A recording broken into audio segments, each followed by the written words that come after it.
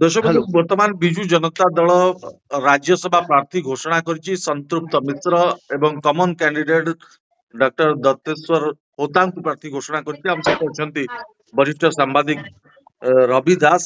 ଶ୍ରୀଯୁକ୍ତ ଦାସ, ଆପଣଙ୍କୁ କାର୍ଯ୍ୟକ୍ରମକୁ ସ୍ୱାଗତ କରୁଛି। ପ୍ରଥମେ ଆପଣଙ୍କୁ ଜାଣିବା ପାଇଁ ଚାହିଁବି ଏ ପୁରା ରାଜ୍ୟସଭା ପ୍ରାର୍ଥୀ ଘୋଷଣାକୁ ଆପଣ କେମିତି ଦେଖୁଛନ୍ତି? ନବୀନ ପଟ୍ଟନାୟକଙ୍କ ନିଷ୍ପତ୍ତିକୁ ଆପଣ କେମିତି ଦେଖୁଛନ୍ତି? ମୁଁ ଭାବୁଛି ଗୋଟେ ମାଷ୍ଟର ଷ୍ଟ୍ରାଟେଜି ନେଇଛନ୍ତି ନବୀନ ପଟ୍ଟନାୟକ। ହୁଁ। ଏଇଟା ମାନିବାକୁ ପଡିବ। ସମସ୍ତେ ଧରି ନେଇଥିଲେ ନବୀନ ପଟ୍ଟନାୟକ ଯେହେତୁ ତାଙ୍କର ଗୋଟିଏ ଆସନ ପ୍ରାର୍ଥୀ ଦେବେ, ସେ ଦ୍ୱିତୀୟ ଆସନ କଥା ଚିନ୍ତା କରିବେ ନାହିଁ। ଓକେ। ଏବଂ ଯାହା ସେ କରିବେ, ଯଦି ବିଜେପି କହୁଥିଲା ଆମେ 3ଟା ନେବୁ, ତାଙ୍କର 2ଟା ବାଦ ସେ କହୁଥିଲେ 3ଟା ନେବୁ। ଏବଂ ଅନେକ ଭାବୁଥିଲେ ନବୀନ ପଟ୍ଟନାୟକ ଗୋଟିଏ ଦେବେ ଆଉ ଦେବେ ନାହିଁ, ଯୋଉଥିରେ ବିଜେଡି କହୁଥିଲା ଆମେ 3ଟା ନେବୁ ବୋଲି। କିନ୍ତୁ ନବୀନ ପଟ୍ଟନାୟକ ଆଜି ନିଜର ଦଳର ପ୍ରାର୍ଥୀ ଘୋଷଣା କଲେ ସନ୍ତୃପ୍ତ ମିଶ୍ରଙ୍କୁ। ହୁଁ। କିନ୍ତୁ ତା ବାଦେ ଡକ୍ଟର ଦତ୍ତେଶ୍ୱର ହୋତାଙ୍କ ନାଁ ଘୋଷଣା କରିଛନ୍ତି। ହୁଁ। ଡକ୍ଟର ଦତ୍ତେଶ୍ୱର ହୋତାଙ୍କ ନାଁ ଘୋଷଣା କରିବା ପୂର୍ବରୁ ମୋର ଧାରଣା ଥିଲା, ଆଜି ମୁଁ ଖବର ପାଇଲି ଯାହା ଭକ୍ତ ଦାସଙ୍କ ସୂଚନା ପରେ, ଯେ କଂଗ୍ରେସ ଦଳ ଯୋଉ ଚାହୁଁଥିଲା ଯେ ମିଳିତ ଭାବରେ ପ୍ରାର୍ଥୀ ଦିଆଯାଉ, ଆଜ୍ଞା। ସେଥିରେ ଯୋଉ ନାଁ ସେମାନେ ଦେଇଥିଲେ ସେଥିରେ ଡକ୍ଟର ଦତ୍ତେଶ୍ୱର ହୋତାଙ୍କ ନାଁ ମଧ୍ୟ ଥିଲା। ଏବଂ ଆ ଭିତରେ ମୋର ଧାରଣା ନାହିଁ ଯେ ଭକ୍ତଚରଣ ଦାସ ଗତ ସୋମବାର ଦିନ ନବୀନ ପଟ୍ଟନାୟକଙ୍କୁ ସାକ୍ଷାତ କରିଥିଲେ। ଆମେ ଭାବୁଛୁ ସେ ନବୀନ ପଟ୍ଟନାୟକ ସାକ୍ଷାତ କରୁନାହାନ୍ତି, ଆଜ୍ଞା। କିନ୍ତୁ ଦେଖନ୍ତୁ ନବୀନ ସେ କଥା ସେ ବାହାରେ ପ୍ରକାଶ କରୁନଥିଲେ, କିନ୍ତୁ ଭେଟିଥିଲେ ଏବଂ ଏଇ କଥା ସ୍ଥିର ହେଇଥିଲା ଯେ ଏଇ ନାଁଟିକି ମୋଟାମୋଟି ଭାବରେ ସେ କହିଲେ ହେଲେ ଆମର ତାଙ୍କ ଦଳ, ଏବଂ ଦଳ ମଧ୍ୟ ଇମିଡିଏଟଲି ସମର୍ଥନ ଘୋଷଣା କରିଛି। କିନ୍ତୁ ଦତ୍ତେଶ୍ୱର ହୋତାଙ୍କ ନାଁ ଘୋଷଣା କରିବାରେ ନବୀନ ପଟ୍ଟନାୟକ ଆଉ ଗୋଟେ ଉଦ୍ଦେଶ୍ୟ ମଧ୍ୟ ରହିଛି। କଣ? ସେ ଉଦ୍ଦେଶ୍ୟଟି ହଉଛି ହୁଁ। ଯେ ବିଜେପି ଆଉ ତୃତୀୟ ପ୍ରାର୍ଥୀ ଦେବାକୁ ସାହସ କରିବନି। ସେ ବିଜେପିର ତୃତୀୟ କେନ୍ଦ୍ରୀୟ ନେତୃତ୍ୱ ସହିତ ନିଜର କଥାବାର୍ତ୍ତା ହେବେ, କାରଣ ଡକ୍ଟର ଦତ୍ତେଶ୍ୱର ହୋତା ଜଣେ ରାଜନୈତିକ ବ୍ୟକ୍ତି ନୁହନ୍ତି। ଆଜ୍ଞା। ସିଏ ଜଣେ ଓଡ଼ିଶାର ପ୍ରତିଷ୍ଠିତ ଡାକ୍ତର, ଅତ୍ୟନ୍ତ ପ୍ରତିଷ୍ଠିତ ଡାକ୍ତର, ୟୁରୋଲୋଜିର ଡାକ୍ତର, ଓଡ଼ିଶାର ପ୍ରଥମ ମେଡିକାଲ ୟୁନିଭର୍ସିଟିର ପ୍ରଥମ କୁଳପତି। ତାଙ୍କର ବ୍ୟକ୍ତିତ୍ୱ ନେଇକି କାହାର କୌଣସି ଲୋକର ସାମାନ୍ୟତମ ସନ୍ତାନ ତାଙ୍କର ବ୍ୟବହାର, ତାଙ୍କର ଆଚରଣ, ଏବଂ ସେ ରାଜନୈତିକ ବ୍ୟକ୍ତି ନୁହନ୍ତି। ଏବଂ ତାଙ୍କୁ ଭିତରେ ପ୍ରାର୍ଥୀ କରାଯାଉଛି ଏବଂ ଯଦି ଭାବୁଛନ୍ତି ନିଶ୍ଚୟ କଂଗ୍ରେସ ସମର୍ଥନ ଦବ। ବିଜେପି ମଧ୍ୟ ଯଦି ବର୍ତ୍ତମାନ ପ୍ରାର୍ଥୀ ଦଉଛି ତୃତୀୟ ପ୍ରାର୍ଥୀ, ଆଜ୍ଞା। ସେଥିରୁ କଣ ଧାରଣା ହବ ଯେ ଡକ୍ଟର ଦତ୍ତେଶ୍ୱର ହୋତାଙ୍କୁ ହରିବା ପାଇଁ ବିଜେପି ପ୍ରୟାସ କରୁଛି। ଏକ୍ସାକ୍ଟଲି। ଏଭଳିଆ ଗୋଟେ ବାର୍ତ୍ତା ବିଜେପି ଦବ କି? ହୁଁ। କାରଣ ବିଜେପି ମଧ୍ୟ ଓଡ଼ିଶାର ସ୍ୱାଭିମାନ କଥା କହୁଛି, ଓଡ଼ିଆ ଅସ୍ମିତା କଥା କହୁଛି। ଏଇସବୁ ଯେତେବେଳେ ଅଛି, ତାଙ୍କର ସ୍ଲୋଗାନ ଅଛି, ସେଥିରେ ଓଡ଼ିଶାର ଜଣେ ପ୍ରତିଷ୍ଠିତ ବ୍ୟକ୍ତିତ୍ୱ, ସେ କୌଣସି ରାଜନୈତିକ ବ୍ୟକ୍ତି ନୁହନ୍ତି, ସେ ବିଜେଡିର ଲୋକ ନୁହନ୍ତି, ସେ କଂଗ୍ରେସର ଲୋକ ନୁହନ୍ତି, ସିଏ ଜଣେ ଓଡ଼ିଶାର ଏପରି ଜଣେ ବ୍ୟକ୍ତିତ୍ୱ ଡାକ୍ତର ଭାବରେ ଯାହାଙ୍କ ପ୍ରତି ସମସ୍ତଙ୍କର ଗୋଟେ ସମର୍ଥନ ଅଛି। ସେଇ ବ୍ୟକ୍ତିକୁ ହରିବା ପାଇଁକା ବିଜେପି ଯଦି ତୃତୀୟ ପ୍ରାର୍ଥୀ ଦବ ତାହେଲେ ଓଡ଼ିଶାରେ ଭୋଟ ହବ। ଯଦି ବିଜେପି ତୃତୀୟ ପ୍ରାର୍ଥୀ ନ ଦିଏ ତାହେଲେ ଭୋଟ ହବ ନାହିଁ। ଆପଣଙ୍କୁ କଣ ଲାଗୁଛି ବିଜେପି ଚତୁର୍ଥ ପ୍ରାର୍ଥୀ ଦବ? ଆଜ୍ଞା, ବିଜେପି ମୁଁ ଏଇ ଯୋଉଟା ସିଏ ଯୋଉ ମୁଁ କାହିଁକି ମାଷ୍ଟର ଷ୍ଟ୍ରାଟେଜି ବୋଲି କହୁଛି, ସିଏ ବିଜେପି ଗୋଟେ ଅଡୁଆରେ ପକେଇ ଦେଇଛନ୍ତି। ବିଜେପି କି ଯୋଉ ଅଡୁଆରେ ପକେଇ ଦେଇଛନ୍ତି, ସେଥିରେ ବିଜେପି ଯଦି ଆକୁ ଭ୍ରୁକ୍ଷେପ ନ କରିକି ତାଙ୍କର 2 ଜଣ ଦେବେ, ତୃତୀୟ ଦେବେ, ତାହେଲେ ସେଥିରୁ ଧାରଣା ଯାହା ହବ ସେଟା ବିଜେପି ସ୍ୱାର୍ଥରେ ଯିବନି। ଦ୍ୱିତୀୟ କଥା ହଉଛି ଏଇ ନିଷ୍ପତ୍ତି କିଏ ନବ? ଏଇ ନିଷ୍ପତ୍ତି କିଏ ନବ? ଏଇ ନିଷ୍ପତ୍ତି ବିଜେପିର କେନ୍ଦ୍ରୀୟ ନେତୃତ୍ୱ ନେବେ। ମୁଁ ଭାବୁଛି ନବୀନ ପଟ୍ଟନାୟକ ବିଜେପିର କେନ୍ଦ୍ରୀୟ ନେତୃତ୍ୱଙ୍କ ସହିତ ମଧ୍ୟ ଏ ବିଷୟରେ ଆଲୋଚନା କରୁଥିବେ, ନ କରୁଥିବେ ବୋଲି ମୁଁ ଭାବୁନି। ଏବଂ ଡକ୍ଟର ଦତ୍ତେଶ୍ୱର ହୋତା ଯଦି ଯାଆନ୍ତି ବି ରାଜ୍ୟସଭାକୁ, ତାହେଲେ ସେ କୌଣସି ଦଳୀୟ ବ୍ୟକ୍ତି ନ ହୋଇଥିବାରୁ ସରକାରଙ୍କର କୌଣସି କାର୍ଯ୍ୟରେ ବାଧା ସୃଷ୍ଟି କରିବେ ନାହିଁ। ଆଜ୍ଞା। ଏହା ମଧ୍ୟ ନିଶ୍ଚିତ। ତେଣୁ ରାଜ୍ୟସଭାକୁ ସେ ଗଲେ, ବରଂ ଓଡ଼ିଶାର ଜଣେ ପ୍ରତିଷ୍ଠିତ ବ୍ୟକ୍ତି ରାଜ୍ୟସଭାକୁ ଗଲା, ସେଥିରେ ଗୋଟେ କହିପାରିବେ।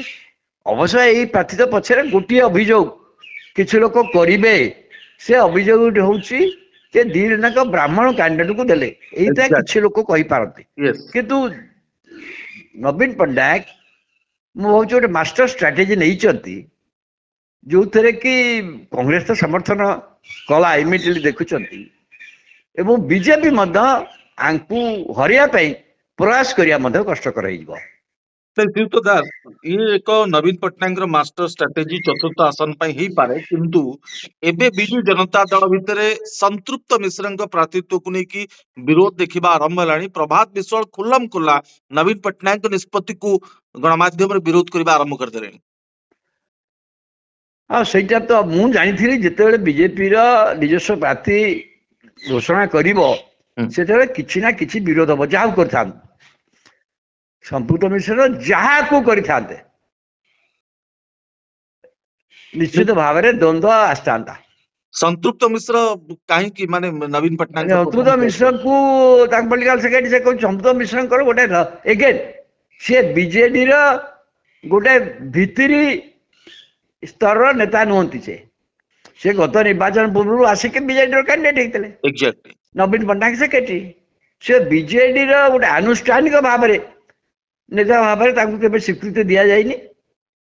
କିନ୍ତୁ ଦିଟା କଥା ପଛରେ ତାଙ୍କର ଅଛି ବୋଲି ଜଣାପଡୁଛି। ଆପଣ ଜାଣିଛନ୍ତି ଗୋଟା କଥା ତାଙ୍କ ପଲିଟିକାଲ ସେକ୍ରେଟାରୀ ଯେତିକି ବଡ କଥା ନୁହେଁ, ବଡ କଥା ହଉଛି ଆପଣ ଜାଣିଛନ୍ତି ଯୋଉ ଆଞ୍ଚଳିକ ଦଳ ମାନେ ହଉଛନ୍ତି ବଡ ବଡ ଦଳ ମାନେ ଅଛନ୍ତି, ଯେତେବେଳେ ରାଜ୍ୟସଭା କଥା ଆସେ ବଡ ବଡ ଦଳ ମାନଙ୍କର ଦେଖିଥିବେ ସେତେବେଳେ ସେମାନେ କିଛି ପଇସା ବାଲା ଲୋକଙ୍କୁ ଆର୍ଥିକ ସମ୍ବଳ ଥିବା ଲୋକଙ୍କୁ ପଠାନ୍ତି।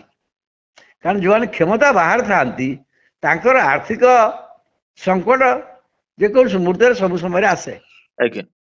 ତେଣୁ ସେଇ ଦୃଷ୍ଟିରୁ ସେଇଟାକୁ ଦୃଷ୍ଟି ଆପଣ ଅତୀତରେ ଦେଖିଥିବା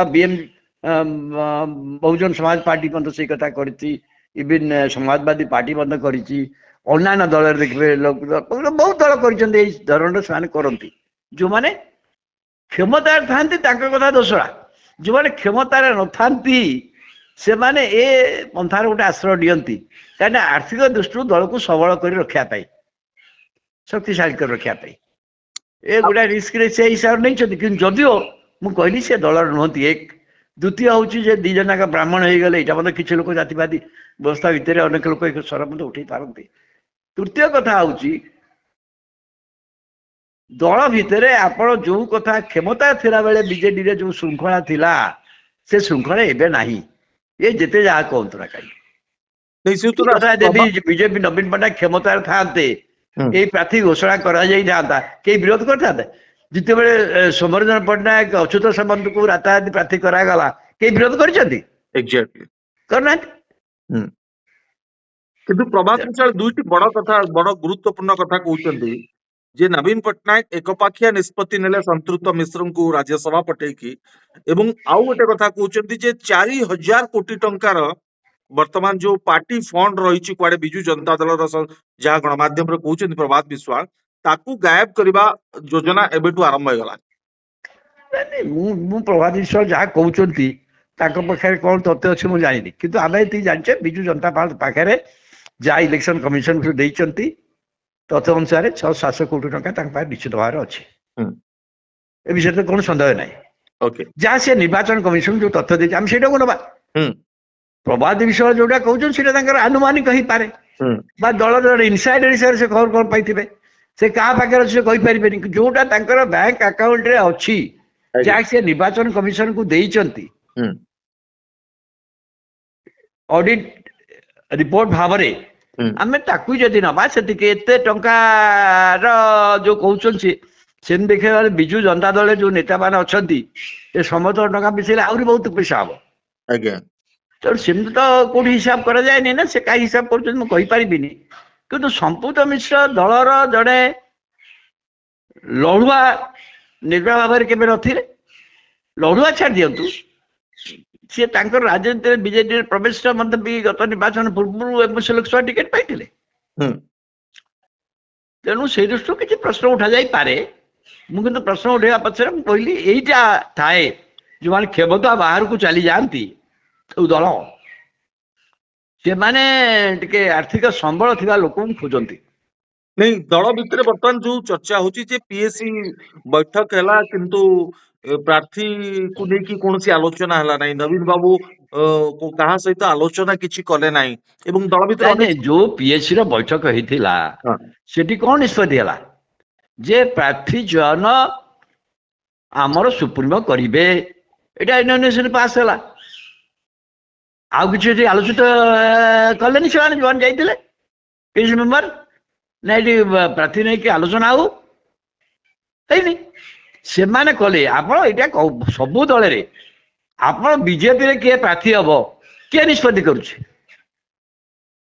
ବିଜେପିର ପାର୍ଲାମେଣ୍ଟାରୀ ବୋର୍ଡ ଯୋଉ ନିଷ୍ପତ୍ତି କରୁଛି ହୁଁ ultimately it is boiling down to Narendra Modi and Amit Shah. ହଁ ନା ନାଇଁ? ଏକ୍ସାକ୍ଟଲି। କୋଉ ସ୍ତରରେ ଆଲୋଚନା ହଉଛି? ହୁଁ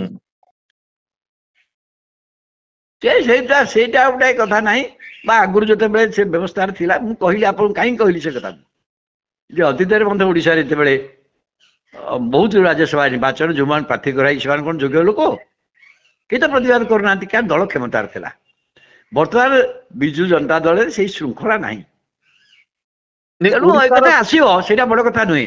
କିନ୍ତୁ ଏ ସବୁ କଥାର ଆଉ କିଛି ମାନେ ରହିବ ନାହିଁ ଯଦି ନବୀନ ପଟ୍ଟନାୟକ ତାଙ୍କର କୌଶଳ ବଳରେ ବିଜେପି ଦ୍ୱିତୀୟ ତୃତୀୟ ପ୍ରାର୍ଥୀ ନ ଦିଏ ତାହେଲେ ଦଳ ୟୁନାନିମସଲି 4 ଜଣ ଯିବେ। ଭୋଟ ତ ହବ ନାହିଁ। ହବ କି? ଆଜ୍ଞା ତେଣୁ ସେଇ ପ୍ରମେୟରେ ମୁଁ ଭାବୁଛି ନବୀନ ପଟ୍ଟନାୟକ ଏବେ ବି ଅଛନ୍ତି। ଆପଣ ଯଦି ବିଜେପି ତୃତୀୟ ପ୍ରାର୍ଥୀ ଦେବେ ତାହେଲେ ଆପଣ ମତେ ପଚାରିବେ, ତାପରେ ମୁଁ କହିବି କଣ ଇଏ କରିବେ। ତାହେଲେ ଆଗକୁ ନବୀନ ପଟ୍ଟନାୟକ ଉପରେ ସମସ୍ତଙ୍କ ନଜର ରହିବ, ଭାରତୀୟ ଜନତା ପାର୍ଟି ଉପରେ ନଜର ରହିବ ଏବଂ ଭକ୍ତ ଦାସଙ୍କ କଥା ଯୋଉ ଆପଣ କହୁଥିଲେ ଶ୍ରୀଯୁକ୍ତ ଦାସ ଯେ ଭକ୍ତ ଦାସ ନବୀନ ବାବୁଙ୍କ ସହିତ ଆଲୋଚନା କରିଛନ୍ତି, ନବୀନ ବାବୁ କଂଗ୍ରେସ ଆଡକୁ ଟିକେ ଢଳୁଛନ୍ତି। ନାଇଁ ମୁଁ ଭାବୁନି। ମୁଁ ଏଇଥିରେ ଭାବୁନି। ନବୀନ ପଟ୍ଟନାୟକ ମୁଁ କହିଲି ତାଙ୍କର ବର୍ତ୍ତମାନର ସମୟ ଦୃଷ୍ଟିରୁ ଉଦ୍ଦେଶ୍ୟ ନବୀନ ପଟ୍ଟନାୟକ କଂଗ୍ରେସ ଆଡକୁ ନ ଢଳିବେ ସେ କଥା ନୁହଁ।